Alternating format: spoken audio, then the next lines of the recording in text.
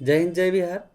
आज आप लोगों को अभी तक तो बहुत पढ़ा है, लेकिन अब हम बता रहे हैं आपको कि विश्व की महान हस्तियों में गणित में अपना कौन कौन लोगों ने मुख्य योगदान दिया है, उन सब के बारे में परिचय देने का हम प्रयास कर रहे हैं। ये चित्र देख रहे हैं, ये मोहम्मद इब्न मूसा अल ख्वारिज्मी, मोहम्मद इब्न मूसा अल ख्वारिज्मी का है।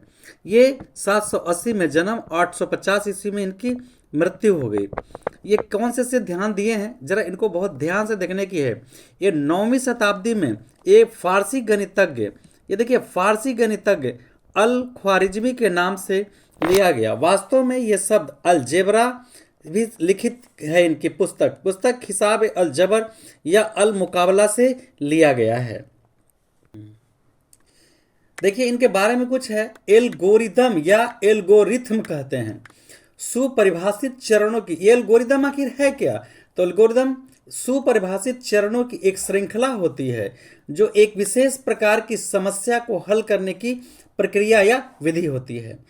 ये एक बार आ चुका है ये, और ये लेमा वगैरह है, लेमा भी हम बताएं इसमें।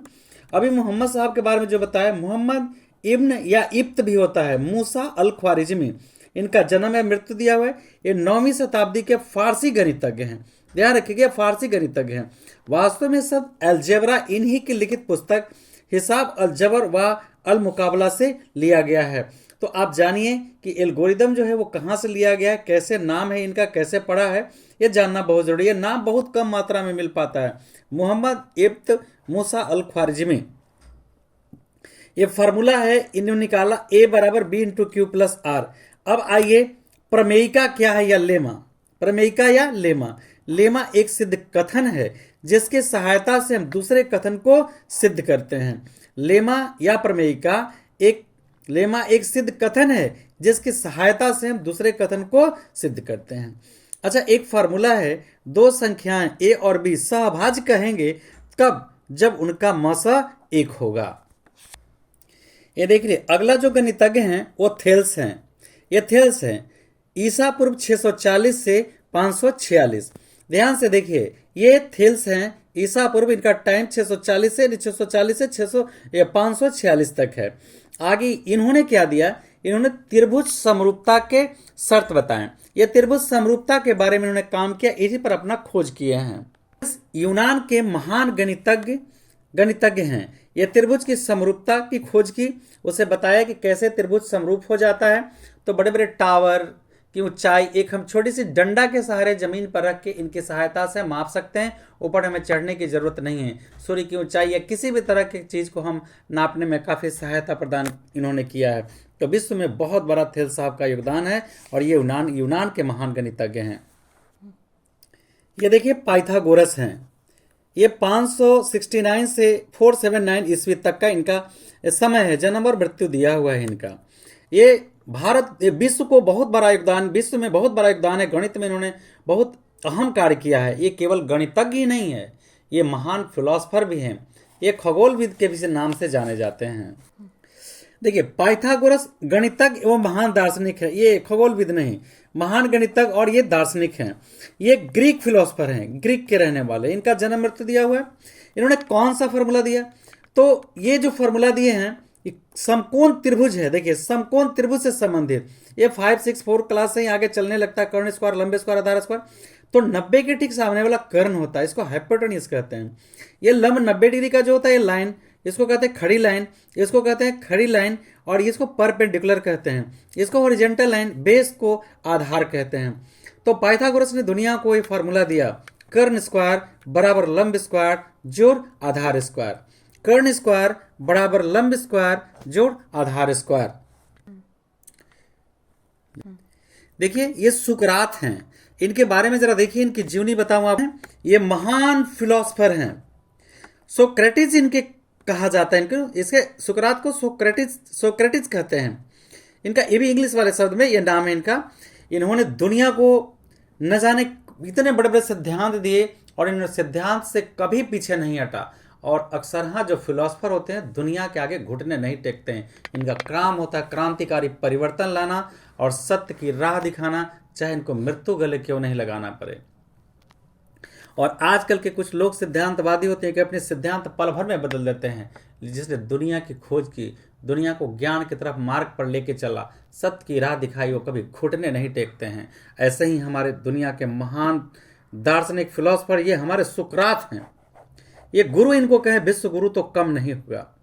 इन्होंने सोक्रेटिस की क्रांतिकारी विचार लोगों में ख्याति के रूप में फैल गई। इनके जो भी सिद्धांत थे, इन्होंने जो भी निकाला एकदम सटीक इनका रहता था। ये कभी अपने सिद्धांत से कभी समझौता नहीं करते थे। लोग इनसे जलने लगे थे। इनके फॉलोअर्स लाखों की संख्या में हो गए थे। बड़े बड़े गलत गणितज्ञ या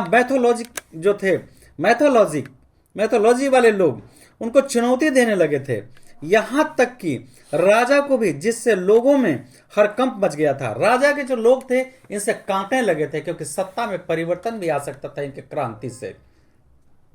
कि उन्हें सत्य की बड़ी बड़ी खोज की थी और योजना बनाकर इन्हें फंसाया गया। पावर वाले लोग सुकरात के डर गए थे। पावर वाले जितने लोग राजा के लोग थे, जो उनको लगता था कि ये सही आगे भविष्य में क्रांति ला देगा, तो ये सब डरते थे। तो आजकल जितने भी फिलोसफर हैं, लोगों में हरकंप मचा देता है। गलत करने वाले लोगों को डरना पड़ेगा। अगर गलत करने वाले लोगों को डर नहीं है और मैं सत्य हूं तो डर जाऊं, ये कहां का सिद्धांत है? उनके आगे घुटने टेक दूं, चापलूसी करूं उनका? बिल्कुल नहीं ऐसा करना चाहिए।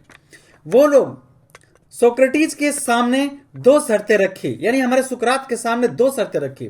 पहला कहा, या तो जहर का प्याला पी लो या फिर छोड़ देगा। लेकिन मृत्यु दंड के डर से वो भागे नहीं। अपने सिद्धांत को जीवित रखने के लिए मृत्यु को गले लगा लिए। सुकरात के शिष्य प्लेटो थे। सुकरात के शिष्य यानी प्लेटो सुकरात के शिष्य थे। प्रायिकता के सिद्धांत के लिए पियरे साइमन लाप्लास 1749 से 1827 ये इटालियन थे। ये प्रायिकता का कुछ सिद्धांत दिए। देखिए यही है पियरे साइमन लाप्लास। इनका ये सिद्धांत मतलब जन्म मृत्यु दिया हुआ है। प्रायिकता के सिद्धांत का सूत्रपात 16वीं शताब्दी में हुआ, जब एक इतालवी भौतिक शास्त्री एवं गणितज्ञ जे कार्डा ने इस विषय पर पहली बार पुस्तक लिखी, जिनका नाम था the book of games change. अपने प्रादुर्भाव से प्रकाशित के अध्ययन को महान गणितज्ञ का ध्यान अपनी ओर आकर्षित किया। इन गणितज्ञों में जेम्स बर्नली सन दिया हुआ है, एडी मोइवरे ये भी दिया हुआ, और पियर साइमन लाप्से ऐसे लोग जिन्होंने इस क्षेत्र में सार्थक योगदान किया।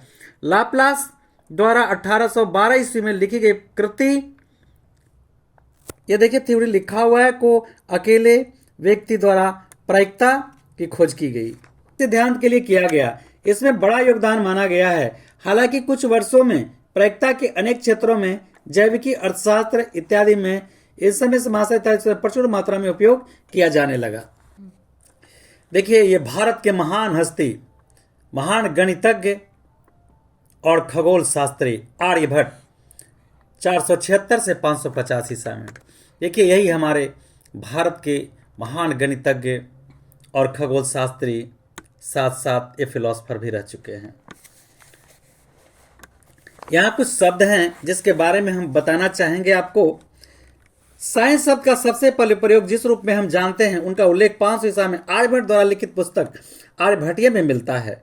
आर्यभट्ट ने अर्ध जया का प्रयोग अर्ध जीवा के लिए किया था, जिसमें समय अंतराल में जया और जीवा संक्षिप्त रूप ले लिया। जब पुस्तक आर्यभट्टीय में अनुवाद में अरबी भाषा में किया गया, तब जीवा को यथावत रख लिया गया। शब्द जीवा का साइनस के रूप में अनुदित किया गया, जिसका अर्थ वक्र, जबकि अरबी रूपांतर में लैटिन अनुमोदित किया गया। इसे तुरंत SIN साइन के रूप में प्रयुक्त हुआ। साइनस पूरे यूरोप में गणित में प्रयुक्त होने लगा। खगोलविद के एक अंग्रेजी प्रोफेसर ने इसे बदल करके साइन कर दिया।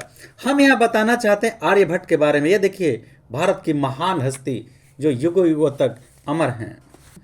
आर्यभट्ट भारतीय गणितज्ञ एवं महान फिलोसफर हैं।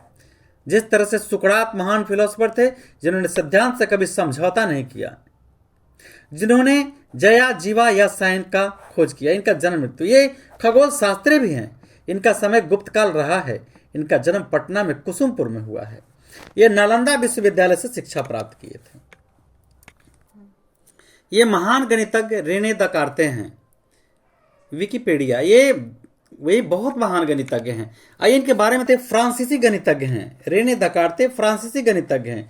उन्होंने ये निर्माण किया, एक बूंदा लिया और रेखा खींचा, खड़ी लाइन और करी लाइन और परी लाइन, इस तरह से 4 भागों में डिवाइड कर दिया। सबसे पहला भाग ये नंबर 2, ये नंबर 3 और नंबर 4, इसको मूल बिंदु कहते हैं। मूल बिंदु को जीरो कहते हैं, ओ नहीं, जीरो कहते हैं। देखिए जीरो गोल होता है और ओ, देखिए ओ गोल होता है और जीरो लंबा होता है, ये ध्यान रखिएगा। ये मेरा यहां जो है वो जीरो है, मूल बिंदु जीरो होता है, ओ नहीं, ये ध्यान रखिएगा। इधर प्लस, इधर एक्स अक्ष, इधर एक्स डैश, डैश माइनस होता है, इधर वाई अक्ष और इधर वाई डैश। ये प्रथम पाद, ये दूसरा पाद, ये तीसरा पाद, ये चौथा पद। रेने दकार्ते फ्रांसीसी गणितज्ञ का ही देन है। इस अक्ष को 4 भाग में बांटा और दुनिया को बताया। इनका महान उपलब्धि है क्या बोलेंगे गणित में। देखिए ये महान हस्ती, भारत के महान गणितज्ञ बौद्धायन हैं। ये गुरु कहें इनको सबों का तो अफसोस भी नहीं होगा और अपार हर्ष होगा। ये महान गणितज्ञ भारत के हैं और ये बौद्धायन है 800 ईसा पूर्व, प्राचीन भारत में। इनके बारे में थोड़ा ध्यान। 800 ईसा पूर्व इन्होंने फॉर्मूला निकाला था विकर्ण स्क्वायर, एक आयत में लंबाई, चौड़ाई और तिरछा विकर्ण, तो निकाला था विकर्ण स्क्वायर बराबर लंबाई स्क्वायर जोड़ चौड़ाई स्क्वायर।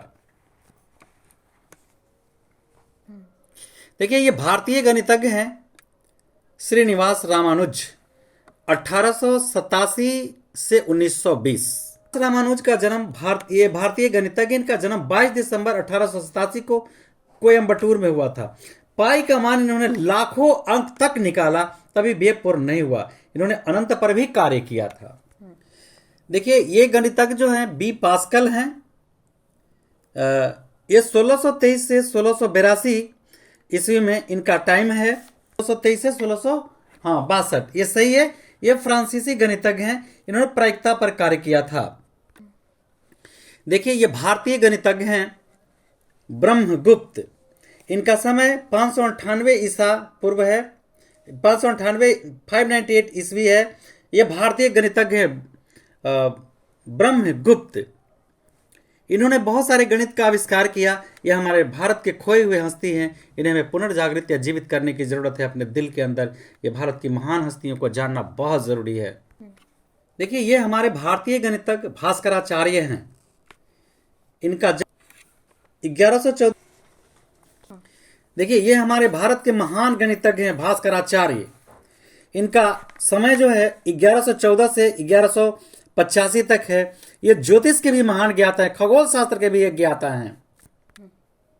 देखिए ये विश्व के महान हस्ती हैं आर्किमिडीज। आर्किमिडीज ये केवल गणितज्ञ ही नहीं है, कई सारी ख्यातियां, कई सारी इनके पास। इनको विश्व के गणित के जनक कहा जाता है। ये गणित के जनक कहलाते हैं आर्किमिडीज। आर्किमिडीज गणित के जनक हैं। 287 ईसा जन्म और ये इनकी मृत्यु 212 ऐसे लिखा हुआ है। ये यूनानी गणितज्ञ हैं। ये गणित, फिजिक्स, अभियांत्रिकी और खगोल शास्त्र के महान ज्ञाता हैं। गणित के जनक कौन हैं? तो गणित के जनक आर्किमिडीज हैं। देखिए ये जो हम आपको चित्र दिखा रहे हैं, ये भारत के गणित के जनक कहा जाता है इनको। और ये आप पहचान रहे हैं, पहले भी हम आपको दिखाए हैं, ये आर्यभट्ट हैं। ये भारत के गणित के जनक हैं। भारत में Indian father of mathematician Aryabhatta को कहा जाता है, यह ध्यान रखिएगा। देखिए ये भारत के जो हमारे महान हस्ती हैं, ये भारत के गणितज्ञ, फादर ऑफ मैथमेटिशियन, जिनका जीवनी हम पूरा देखिए हम आपको दिखा रहे हैं। और आप थोड़ा इसे पढ़ लेंगे, याद कर लेंगे तो ज़्यादा बढ़िया होगा, आपके जीवन के लिए कभी काम आ जाए, क्योंकि ये भारत के धरोहर हैं। ऐसे लोगों को भूलना तो समझिए प्राण को अलग कर लेना है। हम आपको दे रहे हैं, इसे आप अवश्य पढ़ लेंगे, इनके बारे में जानें। इन महान हस्तियों ने अपने देश को, अपने विश्व को कैसे दिया, क्या दिया, कहाँ इन्होंने शिक्षा पाई, ये लगभग सब कुछ ये हम आपको दिखाने का प्रयास कर रहे हैं। इनकी क्या क्या रुचियाँ थी, ये क्या क्या इनके विचार थे, क्या क्या इन्होंने किया है, सब कुछ, ये शिक्षा कहाँ से प्राप्त किए, इन सारे कुछ एकदम दिया हुआ है, इनका लिखा हुआ है। यह बिल्कुल निश्चित है कि किसी समय वह उन्नत अध्ययन के लिए कुसुमपुर गए और वहाँ तक समय रहे हिंदू और बौद्ध दोनों परंपराओं, साथ ही भास्कर प्रथम से कुसुमपुरम को पाटलिपुत्र आधुनिक युग के रूप में पहचानते हैं। ऐसा वर्णन है क्योंकि उस समय नालंदा विश्वविद्यालय पाटलिपुत्र में था और एक खगोलीय वेधशाला थी। यह अनुमान लगाया जाता है कि आर्यभट्ट इसके प्रमुख रहे होंगे। नालंदा विश्वविद्यालय भी आर्यभट्ट को बिहार के तारेगना में सूर्य मंदिर में एक वेधशाला स्थापित करने के लिए भी जाना जाता है। देखिए भाई, ये सब इनकी जीवनियाँ हैं जो हम आपको दिखा रहे हैं, आप जरूर जानिए। आर्यभट्टियम के बारे में भी हमने चर्चा किया है, वो भी हम आपको दे रहे हैं। इसे अच्छी तरह जानिए और समझिए। चलिए, इसी सब के साथ बहुत सारी शुभकामनाओं के साथ जय हिंद, जय बिहार।